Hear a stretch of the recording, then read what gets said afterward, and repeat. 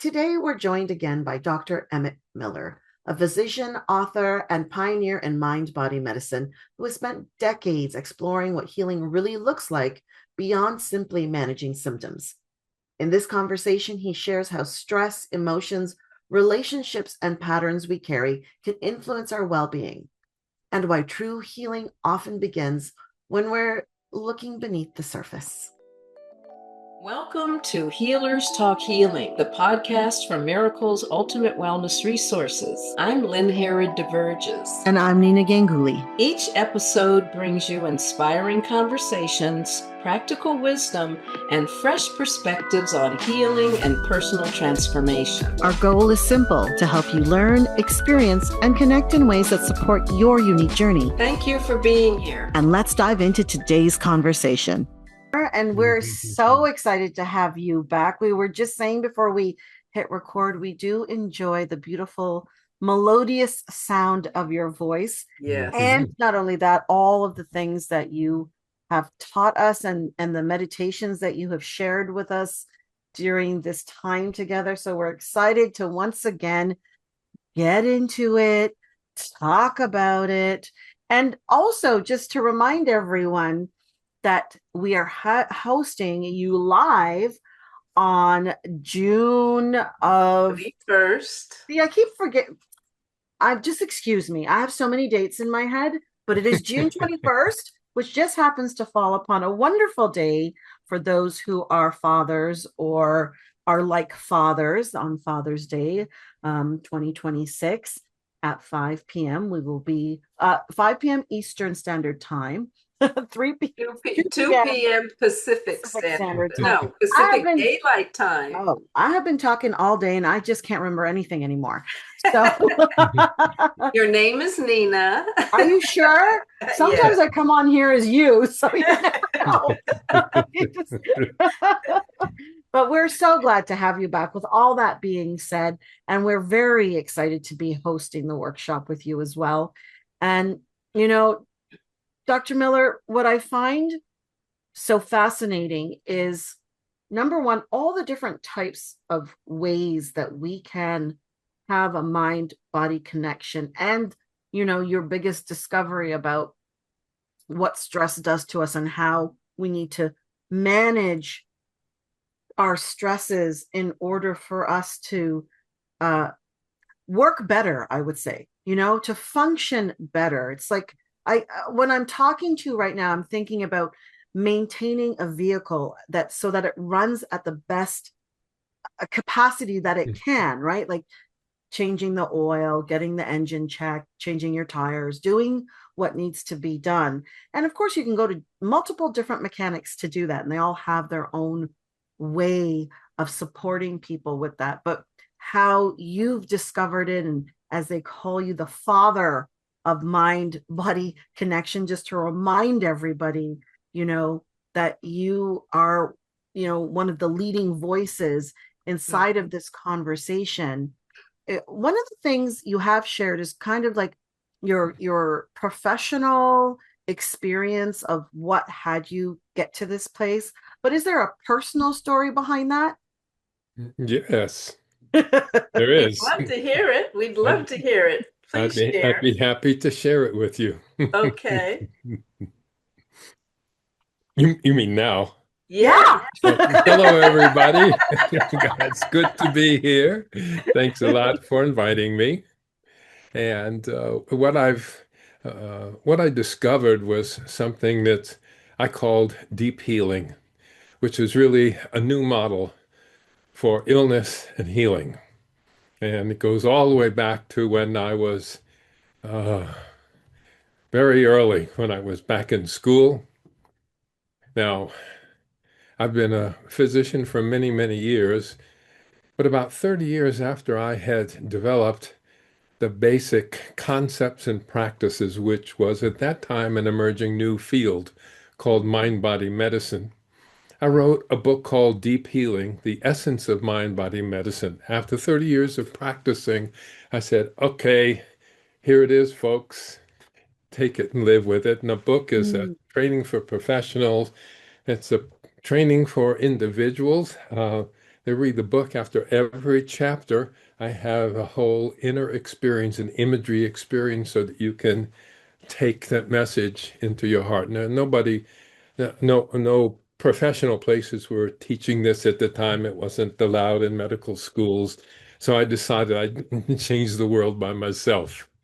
And that book was based on something that I had discovered in my office working with adults and children, couples and families. Of course, I had my scientific training. I'd been to medical school and graduated and been certified that I wouldn't kill people if you let them come see me.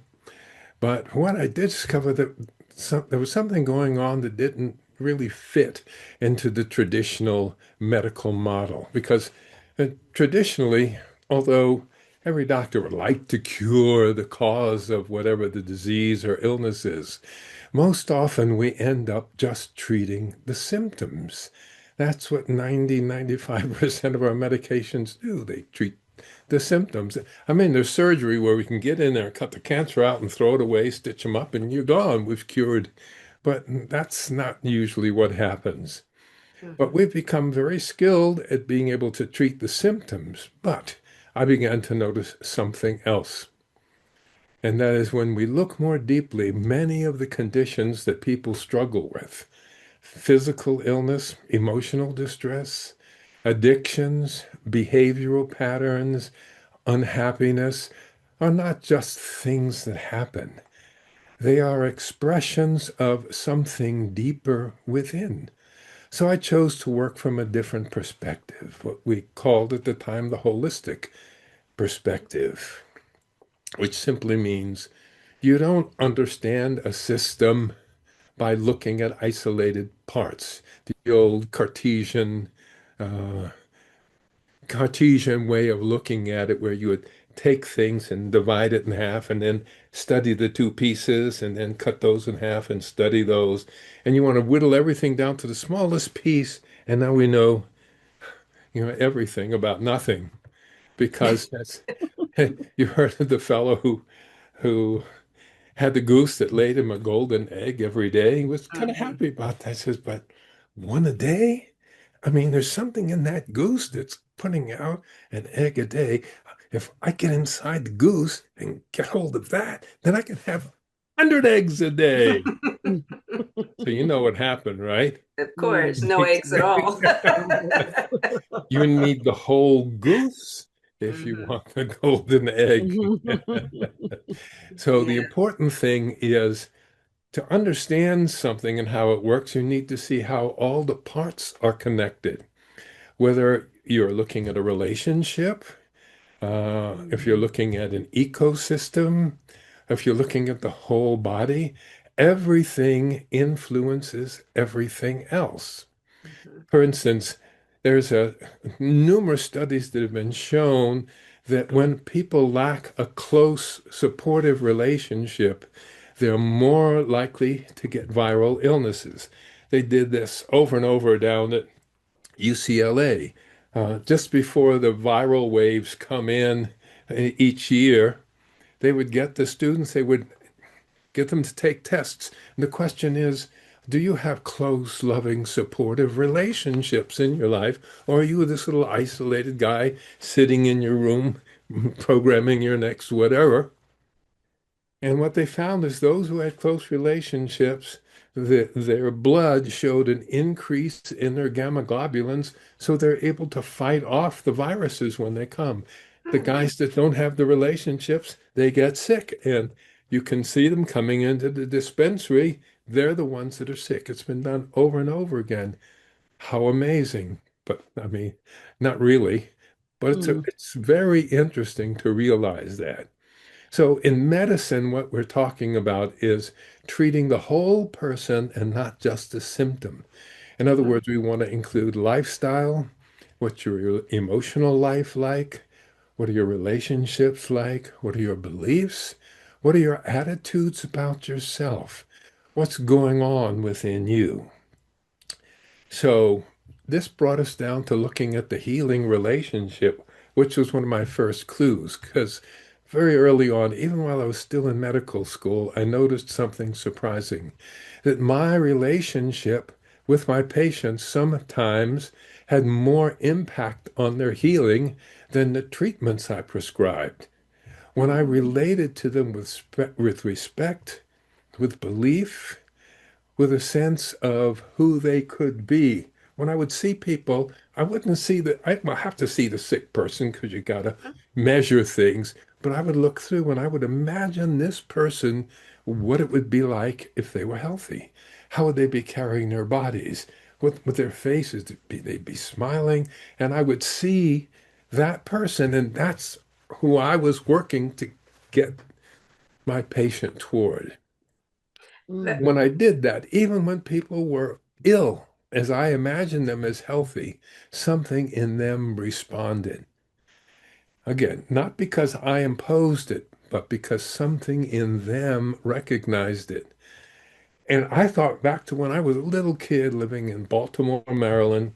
When I would get sick, there was this doctor who would come to see me when I was sick. And he was a friendly older guy. He was kind of large. He had on a vest and a little gold watch with a chain, and it was very, and he would come, he had this soothing voice, and then he would have me take off my shirt and he would percuss my chest. Now, I'm a little kid, I didn't know what this, but his hands felt good and the thumping felt good. And when mm, he finished, I could feel myself getting well. And I mm, thought that's how he was healing me. And guess mhm, Mm. guess what? It was. mhm. And so that's what I was being without realizing it. I'm being this very wonderful family doctor who cared so much about the people that he was working with, and they got better. I love this. I just want to interrupt to ask you real quickly. Is this why you decided to become a doctor to begin And with? Because it also sounds like you're very much of a researcher in how you see mhm, things. So mhm. tell us a little bit about that as well. But That aspect of yourself. how I decided to go into medicine Mm-hmm. altogether. Mm-hmm. Oh, it's kind of embarrassing. Oh, don't worry about it. We're all Those friends are the best here. kind of stories. It was it was my second toward the end of my second year in college, and I got a note from the registrar of the college to come to his office. Uh-oh. Maybe they found out about the piano that we smuggled into our room there at college. Maybe they found out about the stove we had hidden in the closet. We were college boys. So I go in and he shows me a vocational guidance test. And that's a test that compares your life interests with people in different professions, figuring that if you go into a profession where people were made happy by the same things that you are made happy, that would be one to go into. Okay. And he says, I want to tell you, in 25 years of my practice, I've never shown anybody their tests, but I have to show you yours. Uh-oh.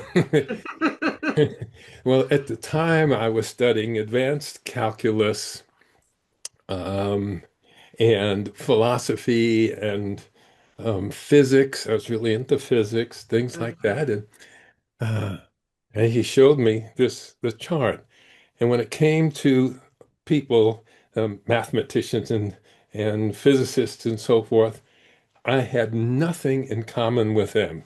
It was like less than 5% Oh, wow. according with them. He says, now you have to understand, most people like 40% this and 60% that, 50 and 55.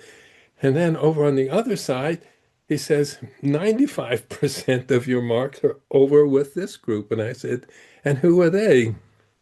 And he said, YMCA physical directors, Uh-huh. ministers, and osteopaths. Ah, I said, okay. I said, hold on. I said, I came out of Bedford-Stuyvesant, New York, because this is before gentrification, by the way. Uh, This is what's Mhm. called old Brooklyn. oh, yes. And the last thing I want to do is go back and run YMCA physical department there. And when it comes to being a minister, turns out that that I'm a militant agnostic. Okay. I mean, either way you go, like, It wasn't going to work. It's No. no. not I mean, working. here's the people. Well, I'm an atheist. And okay, so I arrive on a desert island and I find a beautiful watch hanging from a leaf on a palm tree. Hmm. Honest, and there's nobody anywhere around. So I have a theory now, because all of the elements that make up that watch are present in seawater.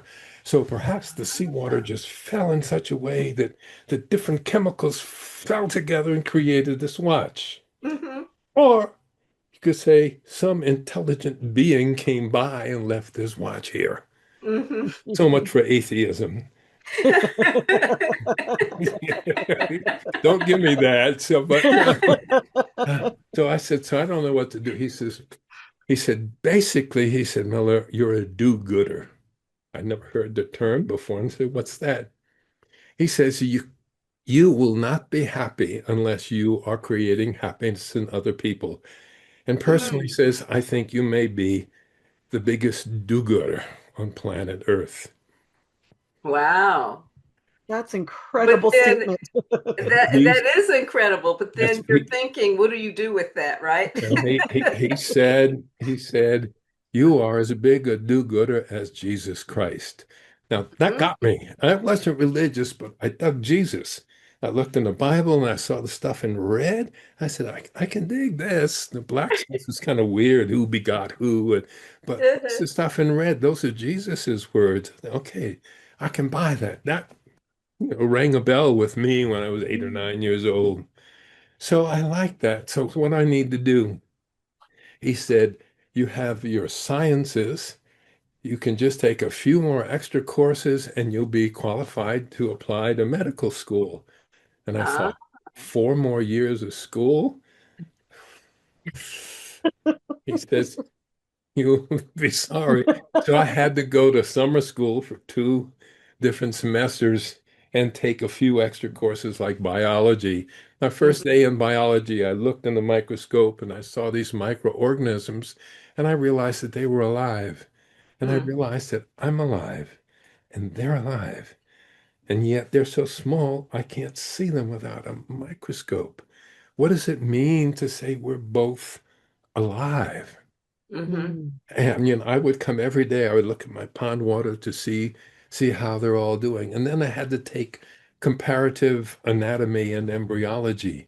And I found out the human being as a fetus goes through a phase where it looks exactly like a fish. It Mhm. has gill arches, and so forth. The gill arches don't become gills, obviously, but they become our jaw, the mandible up here. They become our thyroid cartilage. They become our hyoid bone. So we're just modified fish. And then I looked, in every animal you look at a duck-billed platypus, or you look at a hummingbird, or you look at an elephant, or you look at a whale or a human being, and you look at the upper extremity. We all have 5 fingers. Mm. And I just said, this is not not a coincidence. There's something Mhm. going on here that I'm really, really interested in. And I was interested in it actually from something that happened when I was in the 5th grade, which is when I learned about Adolf Hitler and the Nazis. And I kept asking everybody, what are we doing about that? What went wrong? How did that happen? And oh, no, no, we killed Hitler. It's all over. And I said, no. So I said, well, one day I'm going to find out what that is. And I suddenly got the idea. I think this is going to lead me where I want to go. So that's what got me to go into medicine right there in New York City. And Wow. and within it, I just made a lot of discoveries. I'll share some more of you later on, but It's clear that you are a person who loves solving puzzles oh yeah. and Mm. who enjoys, as you said, seeing the whole picture. And Yes. how does it work? You have the curiosity of a child, which is wonderful, beautiful, and so needed in this Hmm. world and in the world of healing, Hmm. because it does allow for all of the bits and the pieces that we want to take apart, but you Yes. want to put them together to see how they work and then Hmm. go, aha, Hmm. and take it to the next step. So that's Exactly. fantastic. That great story. Thank you. Yeah. Thank you. Yes, So yes. it was around that point then in medicine that I finished school and finished my postgraduate training, and then the Army ate me for 2 years. Mm-hmm. When I got out of there, I decided I would stay right where I was in Monterey, California. Mm-hmm. And I met a doctor there who was practicing medical hypnotherapy, which I'd never heard of. I said, I've gone to Ah. one of the best schools in the country, and you're telling me that this thing can help people feel less pain, get their headaches to go away, even stop bleeding. You got to show me this. So he says, lie down on the sofa and let me show you what it feels like to enter a state of hypnosis. And so what I discovered was this state of hypnosis that softens doubts, quiets defenses, and enables the system to open to change Mm-hmm. was the most amazing discovery. I remember vividly when he did that right on the sofa in his living room. At the moment I got there and I felt it, and I started laughing. I probably laughed 3 or 4 minutes because I said, this is what I've been waiting for my whole life. Because I was Mm-hmm. also a computer programmer at that time. And I realized the parallel between the human mind and the computer. But I knew how Mm-hmm. to get into a computer. But how do you put the human mind into the state where it's willing to learn new behaviors to replace old behaviors that weren't working very well? And this was the hypnosis that I learned. It was powerful. It Mm-hmm. could help people in many ways, but the help only lasted for a few hours or maybe a few days. The relief didn't last longer than that. So that told me something essential, that we were not yet addressing the true source. So then this is where something unusual came in. I had a background in computer programming and in electronics repair. I used to repair radios and electronics. But there you don't fix a problem by adjusting a speaker like in your radio, but you trace the signal back through the system till you Mm-hmm. can find out where the distortion begins in the system, fix it there, and the whole system clears. Mm-hmm. Mm. And I had realized at that point, I mean, the person lives fine, all of a sudden at a certain age, start having stomach problems. Another place has done well until this, and suddenly they develop allergies. This person been living fine, and suddenly they become addicted to alcohol, or they begin to develop cancer, or whatever's going on. Mm-hmm. Maybe there's something that's happening in the person's life at that time that could give us a clue as to what's going on. So then I decided, okay, let's see what we can do. And I had learned about Dr. Pavlov and his dogs that he Mm-hmm. trained. Why if he would give the dog a treat and ring a bell, after 5 or 6 times, if he'd ring the bell, the dog would start salivating, wagging his tail, and waiting for his treat.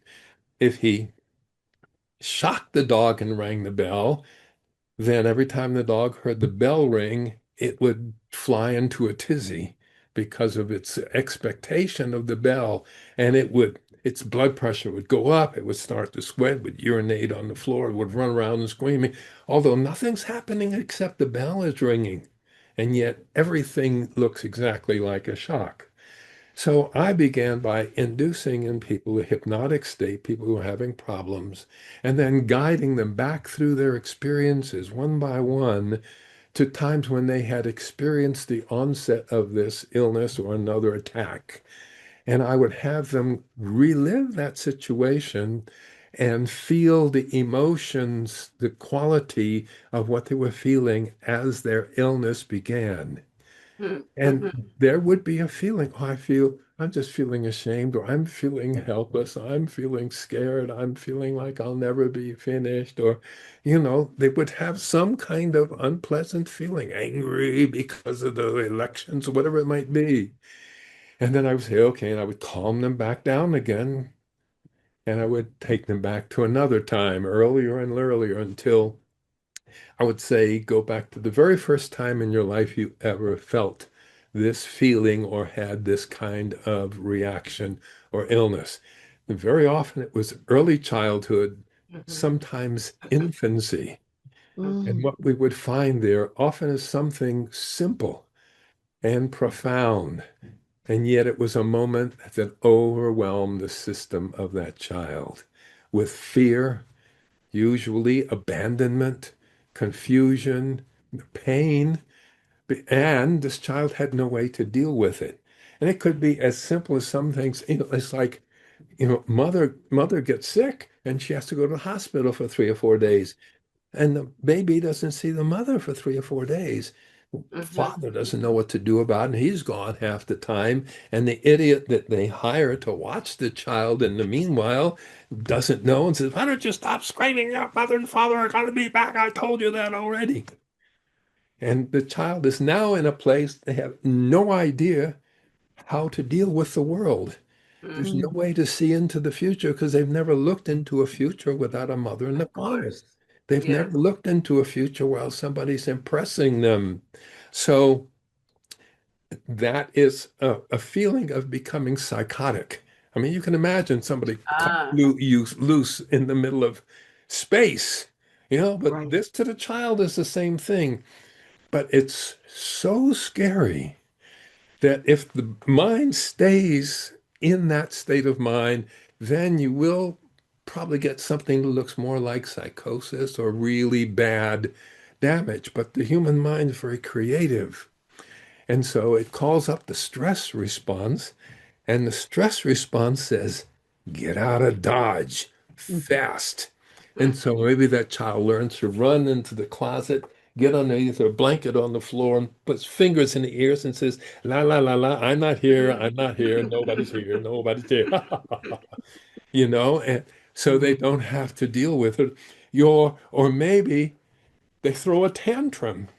Right? As people say, oh my goodness, the child's having a tantrum. Suddenly they're getting some interest from people. Or maybe they'll become very angry and start attacking, throwing things at people, and that attracts attention. Or maybe they'll go and sneak some drinks out of the closet because that's what mom and dad do when they're upset. And but those habits, that is a way we learn to deal with a traumatic event.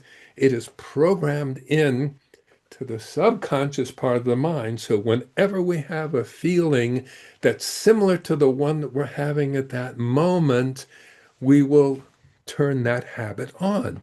We may not go in the closet. We may just go home and turn off the lights and close the door and turn the radio up really loud, listen to Nora Jones or something like that. And maybe that's what we do. Or maybe we go to the office and scream at people. Maybe we tell the boss to go jump off the lake or throw our telephone through the window, but we're still behaving just like an infant and bringing it on. Sometimes it's not behavior. Sometimes the behavior is of the physical body. And, maybe at the time when the child was really upset, somebody gave the child something to eat, but the stomach couldn't digest it. And so it had this horrible feeling of throwing up something that tasted terrible, and it turned a awful day into a tragic day. And this becomes a person whose stomach is really weak. And anytime they eat anything that's a little bit off, or even if they hear that there's a stomach infection coming around, they'll start to feel. So this is what we do. We begin to have repeated episodes of exactly that same thing that happened when we had that fear as a child. And we learn to hide or fight or shut down or to dissociate. As we find out, it's one of the things I discovered as I was doing this. I started finding this in the 70s, and I started finding that so many women went back to childhood experiences of being sexually molested. Mm, And yet you look in the books and they say, oh, no, no, this doesn't really happen. Even Freud said it was just a matter of penis envy. It's really not happening. It's not really. And yet I was talking to the person that it happened to. I was talking to the little girl that it happened to sitting in my mhm. office. Yeah, I know that happened. This is not some little girl trying to figure out how to own a motorcycle. Not at all. Right, Right? right, right. And it took another 10 years before our culture even began to discover that that was going on, and we're still struggling, a la Mr. Epstein. Mm, So are we going to do something about that, or is this okay? And so right. this is what I'd seen throughout my experience in adulthood. People don't care about other people enough. But I, anyway, what I found was then that I found ways that we could help the person reprogram their mind so mhm. that they responded differently. So anytime something like that pattern comes up again, something begins to trigger it, it calls up a new pattern within them. Mhm. And that was what I used hypnosis for. And by hypnosis, I mean a state of deep relaxation. We can use meditation. We can use deep prayer. We can use Sufi dancing. We can use an African ritual dancing. Anything that puts you into a safe and secure state of mind, because that turns off the stress response. That stress response is beneath it all. And when we get to my workshop, that's what I'm going to be focusing on, and to show you exactly some amazing things about stress. But eliminating the stress, and then you can get the person to visualize a new way of handling those emotions. And I so, have mhm, I have a question for you. mhm, First of all, I love this, what you're sharing with us. And mhm, when you first use the word hypnosis and then you spoke about part of the process, I'm like, oh, that sounds like past experience regression. uh-huh, That's a label I guess I would put on it. And I'm like, uh-huh. yes, that's exactly what happens. But I want to ask you again, personal question.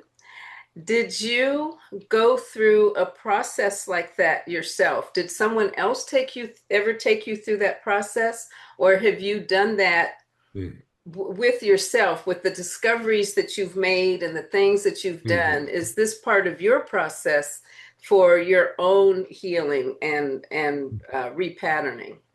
Yeah, so yeah, I've had a number of people who've worked with me, I would say, helping me be able to get in that very receptive place. Some of the students I worked with, say back in the 70s and 80s, I would let them practice with me, and they were able to take me to some places and help it out. But most of them I was able to discover on my own. It's difficult. It's difficult for people to go there on their own because, as I say, what they're running from is the most frightening thing you can imagine. Mm, And it still feels that way as though you're an adult. I mean, you're a child, 2 years old, you get lost in the Safeway for 3 minutes. You're going crazy, get scary. There's people you've never seen, and they're picking you up and taking you into a funny office, and there's all of this going on. And then your mother shows up, and there's two kinds of mothers. One mother says, "Oh, my honey, oh, you've been lost, you poor thing. It's okay, mommy's here now. You want to go get an ice cream cone? Everything's fine." And the kid goes, "Oh, phew."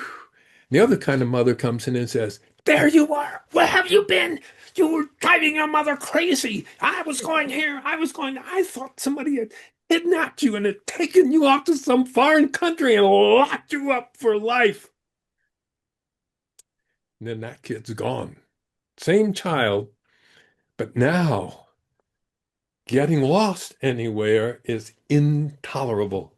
Yeah. mm, And you find people who cannot ride on elevator, who can't go near the water, because you cannot go back to the thing that you're running from because then you would experience it. And that would trigger your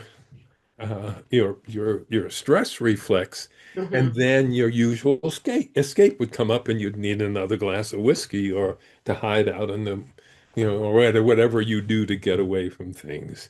Mm-hmm. So it was hard, but I did it myself. And and back in those days, there were new medications out. They've become known as psychedelic. Oh, And so yes. we were able to use those because they were very effective in enabling us. Mm-hmm. If you knew what you're doing, if you know what you're doing, you blow your mind for sure. Yes. But we're discovering now the amazing things that we can do if you Mhm. learn how to use those things properly. Mm-hmm. So back at that time, it was all legal, and so that was helpful. Mm-hmm. And Mm-hmm. um, and I gradually began to realize that it's better not to run away from things. Oh, okay. Yeah. That was my next question. What did you gain from all of this in your own Yeah. experience? Mm-hmm. Courage, willingness to tell the truth, Mm-hmm. the willing to stand up for what I felt to be right, Mm-hmm. and being willing to take risks to help other people learn how to do these things too. I said, no one was doing these things that I was doing at that time. There was no one around to say, okay, this is safe, you can do it. I had to go Mhm. little by little. Then when the audio cassettes were invented, I said, this is how I'm going to teach the world. So I put Mhm. these recordings on the audio cassettes, teach people how to heal themselves in this way, Mm-hmm. and then put them out to him. But I mean, suppose somebody decides to listen while they're driving down the freeway and crashes into a truck. Yeah. Am I going to This get place. sued for murder? I mean, this, Mhm. this is the United States, right? We'll sue you. We'll sue you. This is California. A little litigious. Like that new Japanese restaurant in town where all the lawyers go to eat. You've heard of it? So sue me. Mm-hmm. Mm-hmm. That's it. That's it. And that's the place. Yeah. So that was it. And I lived through a bunch of relationships in my life that no one could be proud of, but I learned from. Mm-hmm. Mm-hmm. Yeah. And I gradually got it together, worked out my issues, and I'd had by this time an enormous amount of training just from observing what's true for other people. And I say what's true for them is true for me too. Mm-hmm. And the people I worked with were very helpful. And one day, when I was teaching at Esalen, and it so happened at that time, a lot of people would come to see me to stop smoking. Mm-hmm. And I was able to help people to stop smoking, but they didn't know that I still smoked. I still had my 3 or 4 cigarettes a day, and I was doing this group there at Esalen, and it was time for a break, and so I snuck out behind the meeting room and lit up my cigarette. Because I just taking in a big inhale, and who should walk around the corner but this little old lady who was in the workshop, and she questioned everything I did. She doubted it. Oh. She interrupted me over and over and over. She was on my butt all the time. And she walked around the corner and she said, Dr. Miller, you're smoking. I said, uh-oh. She said, "Oh, I'm so happy." And she ran and she put her arms around me. She says, "You have a problem too. You're not perfect. Up until now, Wow. I thought you were supposed to be perfect." And I said, "How am I going to learn anything because I'm so imperfect from someone who's perfect? He'll never That's understand me. great. But you smoke, so you understand me." Okay. That is wonderful. The relatability, and that's what we're all about too. You know, Uh-huh. with miracles, resources, with what you do, and how we all move forward together. We lift each Mhm. other up, and our what I call perfect imperfectness to Yes. be the best that we can be at all times. Yes. That's where we're all, constantly evolving Mhm. to and in those ways.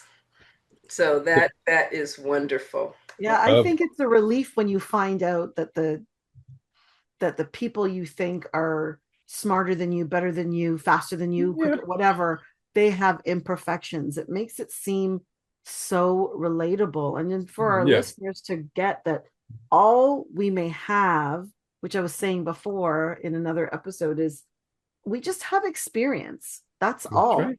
That's right. That's Hmm. right. And whether we live it honestly Mm. and stop lying Hmm. and lying to ourselves and lying to everyone else. And the worst thing about being a liar is not that you lie to other people, but you end up lying to yourself. And so you don't even know who you are. Right. Hmm. And you can't be happy that way.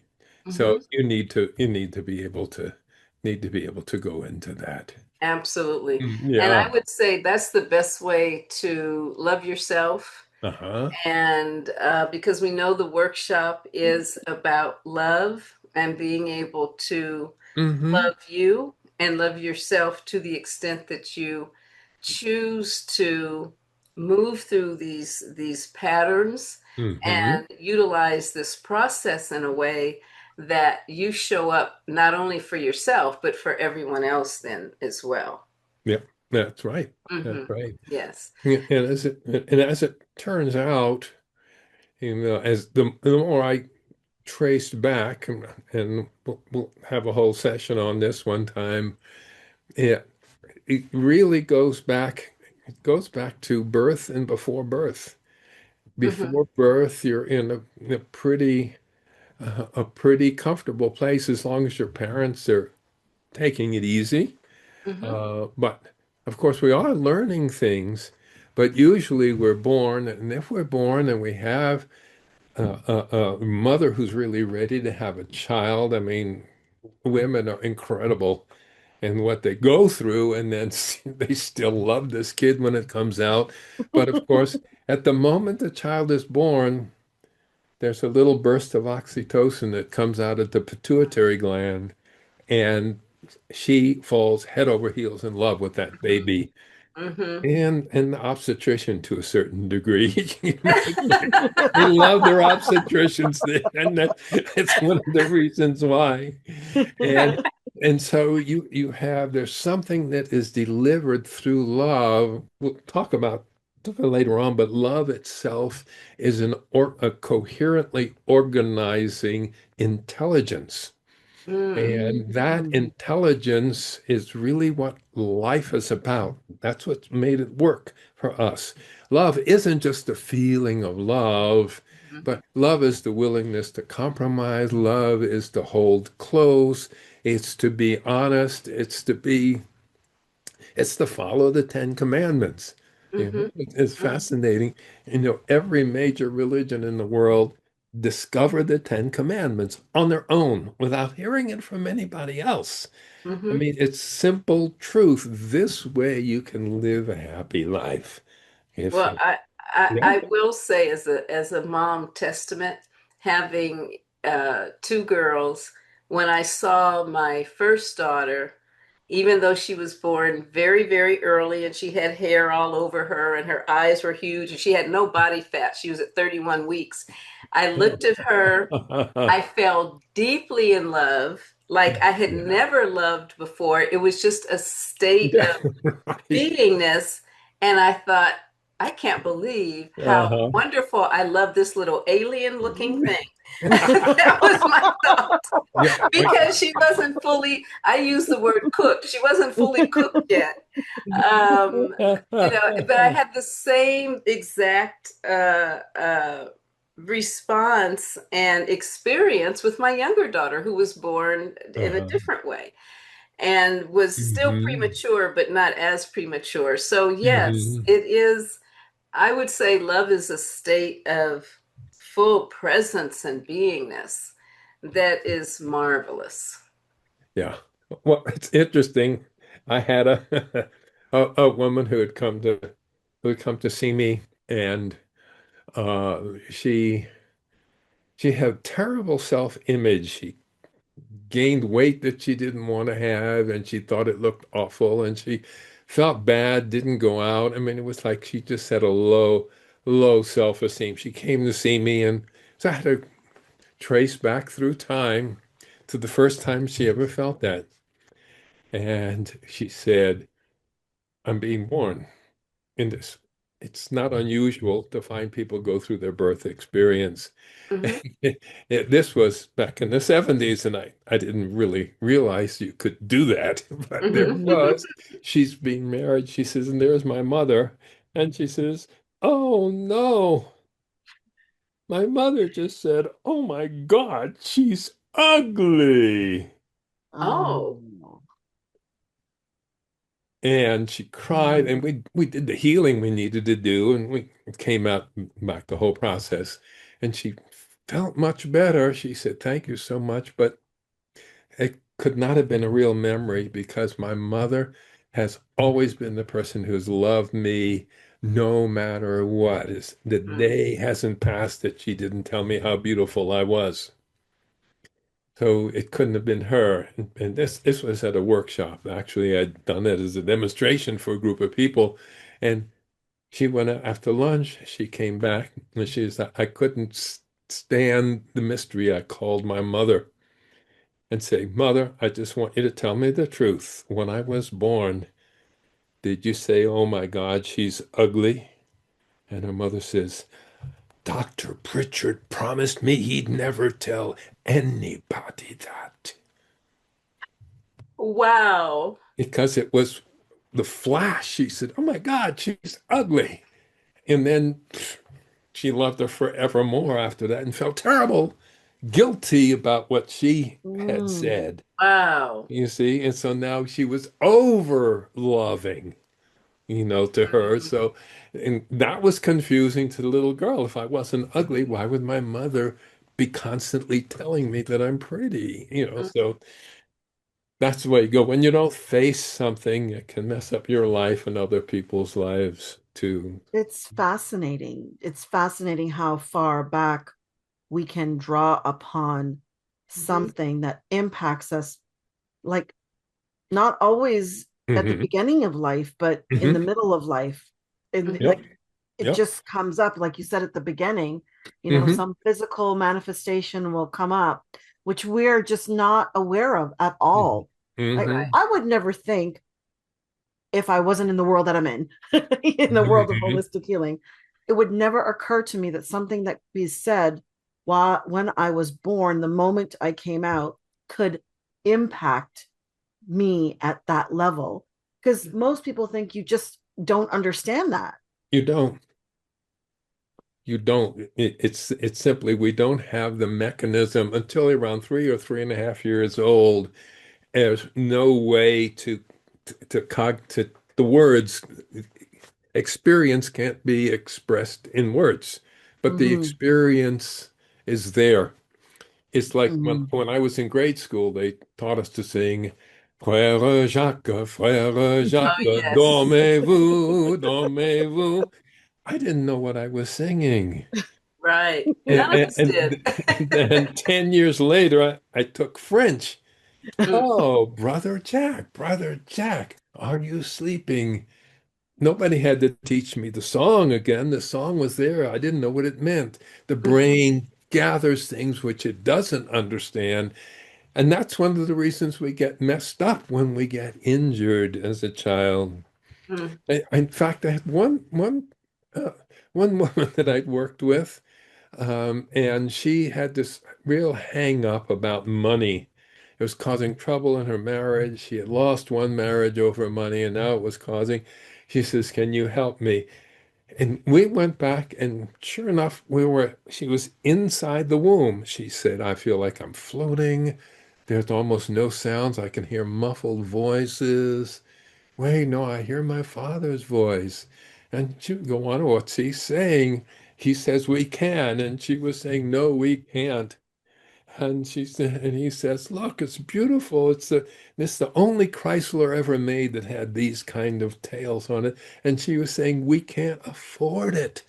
Yeah, you can afford the down payment, but we'll never be able to afford it. And the father saying, yes, we can. So the mother got really frightened. I mean, here she was pregnant for the first time. They were short on money, and this idiot's going to go out and buy a car with a big fish tail on the back. But she got so upset, and her father recognized it. And he went, oh, I am so sorry. And he told her he absolutely gave up on that altogether. In fact, together, they didn't ever want to have a fight that would upset mother like that anymore. And so they swore to never again mention that Chrysler Hmm. and never again to talk about money.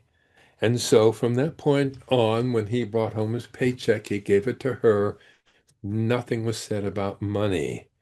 Well, when she experienced this argument from within the womb, all of her money feelings came up while she's describing this event in the womb.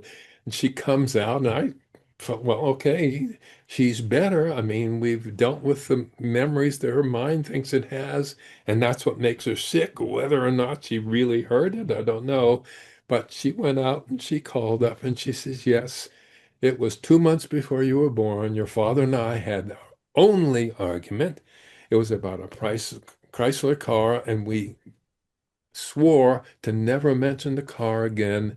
And we've never discussed money again since that time and never talked about it to anyone. Hmm. He said to me, look, here we have these are the kind of things that proved to me the validity of what I was doing, in addition to the fact that people would get better in that way. So a lot of it has to do with there's so much that's going on. And the other thing that we'll talk about later is mothers. Uh, I was looking at a special on snow leopard. Snow leopard lives in sides of mountains that are covered with snow most of the year, and they have baby snow leopards who can kind of crawl around behind them, and the mother has to go out and kill, but they have to go on the sides of the mountains, and the baby has to go with her, and then the mother kills the animal and they eat and they manage to go. And this is how they do it for 3 years, because it takes 3 full years before that baby lion, snow leopard, can actually kill its own prey. But all of that time, it's watching and learning. It's not saying, oh, cool, mom's getting dinner. I think I'll just kind of kick back here. Yeah, yeah, all right, Mr. Cool. Yeah. Okay, what you got, Ma? Oh, Impala. Oh, good. I love Impala. No, they're constantly looking and they're constantly learning. Who tells them to do that? But they Right. do, right? It's Mm. it's the wholeness. That's the secret of life, and that's the reason. And you look back 3, 4, 500,000 years ago, we lived out in Africa. Hmm. We didn't have telephones. We didn't have cell phones. We didn't have knives and forks. And the only tool we had was a thing for scraping the inside of animal skins so that we could wear them. Now, we didn't have much in the way of language, but that mother knew how to take care of that baby, Hmm. and father was a caveman, and he was still a man, but really, cavemen don't know anything. They don't have a language. He said, that baby's crying all night with his colic or whatever. Why don't we just throw him over the edge of the mountain, go get us another one that doesn't cry all night?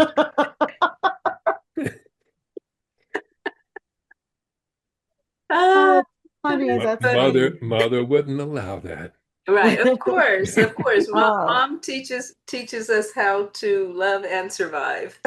yeah. And then, And you see where patterns erupt inside the womb if that's, an issue sure. with mom. And as you were Yeah. sharing, I was thinking, oh, I've always wondered why my son has just is the way he is compared to the Mhm. rest of us. We're all very outgoing, risk-taking, Mhm. majority of us, but he came out quiet and kind of anxious and a little fearful of the world. And now I realize I was under a lot of stress while he was cooking. Hmm. And Uh-huh. so it makes so much sense to me Yep. now. Now, like after 23 years, I'm like, oh, because my husband and I are like, we don't understand. Yeah. With two Mhm. very outgoing parents who are, not shying away from things, we have a son who's the complete opposite. And it Yeah. makes so much Yeah. sense. It does, and it also is a testament to a woman can have, with some people in my family, 8 to 10 children, and they are all so vastly different, Hmm. including their mindsets or their political beliefs or whatever the case may be. Hmm. And as you're sharing this, we can also begin to understand whatever the consciousness is of the mom during the time of the conception of the child and that child Uh-huh. developing, and then how she is and interacts with that child after birth can make a huge difference. And of course, with dad too, and whether dad is there or not also plays a role in all of that. But Yeah. this has been fascinating. We cannot wait for the workshop. I'm sitting here like, ooh, it can't come fast enough. How many weeks is that? 5 weeks. uh, yeah, this is just going to be absolutely incredible. And I encourage everyone to tune in. Do not wait. The registration and information is on miraclesdirectory.com as Mhm. of this weekend. Mhm. And or actually, it's been on before. This is pre-recorded, folks. So, Big surprise. big Ooh. surprise. Whoop. And so, anyway, yes, you can listen to Dr. Miller speak about all of these things and so much more leading up to the workshop. And I think he left us with a phenomenal, real teaser to like, yes, Mhm. want to have more, want to get in there, want to experience in all these fabulous ways. So, absolutely, it's up on the website, miracles.com. Go to live workshops. And if you want to find out more about Dr. Miller and even reach out, you can reach him on the same website underneath underneath Connect, and Yep. it's our services directory.